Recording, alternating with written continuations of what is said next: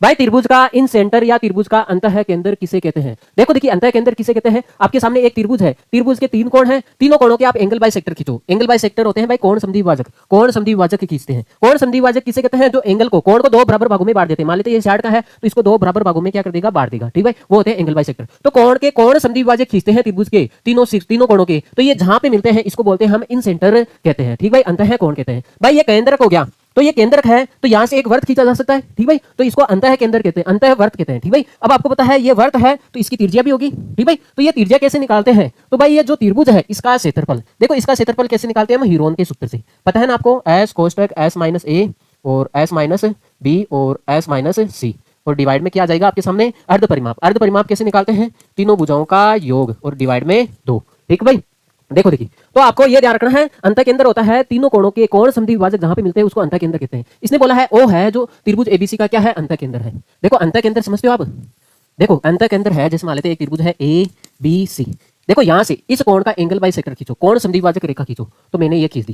तो इस कोण की भी हमने कोण समद्विभाजक रेखा खींच दी, एंगल बाइसेक्टर लाइन खींच दी। ठीक भाई, और इसकी भी मैंने एक एंगल बाइसेक्टर लाइन खींच दी।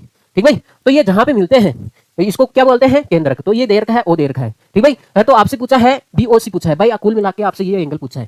देखो कौन सा एंगल? बीओसी पूछा है। देखो ये हो गया ए, ये हो गया बी और ये हो गया सी। तो आपसे ये हो गया इन सेंटर हो गया इसका, तो ये आपसे ये वाला कोण पूछा है। तो ये वाला कोण कैसे निकालते हैं भाई? ये वाला हमेशा कोण निकालते हैं, एंगल बीओसी निकालेंगे हम 90 डिग्री में। अगर 90 डिग्री में अगर इस कोण का आधा जोड़ दिया जाए, एंगल ए का क्या जोड़ दिया जाए? आधा जोड़ दिया जाए, तो ये एंगल आ जाता है। अब देखो देखिए ये ए चाहिए, आपको पता है त्रिभुज के तीनों कोणों का योग कितना होता है भाई?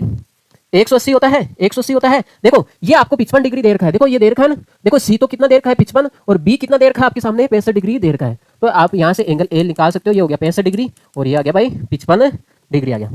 ठीक भाई, 180। तो यहाँ से भाई एंगल ए आ जाएगा आपके सामने 60 डिग्री आ जाएगा। ठीक भाई, और ये 60 डिग्री अगर यहाँ पे रख दे भाई, भाई 90 है, 90 प्लस 60 बटा 2 तो कितना हो गया भाई? 30। तो ये एंगल कितना आ जाएगा भाई? 120 डिग्री आ जाएगा। ठीक भाई, देखो देखिए एक और सवाल देखते हैं हम। देखो आपसे पूछा है ये वाला कोण पूछा है, ये वाला कोण आपको पता है एंगल बीओसी कैसे आता है? 90 डिग्री प्लस एंगल ए बटा क्या होता है भाई? 2 होता है। देखो देखिए 90 डिग्री प्लस एंगल ए कितना है? मुझे एक बात बताओ, एंगल ए कितना है? 40 है। 40 में आप 2 का भाग लगा दोगे तो 90 में आप 20 जोड़ दोगे तो कितना जाएगा भाई? 110 डिग्री आ जाएगा। जो इसका ऑप्शन क्या होगा भाई? बी होगा। ठीक भाई, ये हुआ भाई इसका इन सेंटर अंतः केंद्र त्रिभुज का।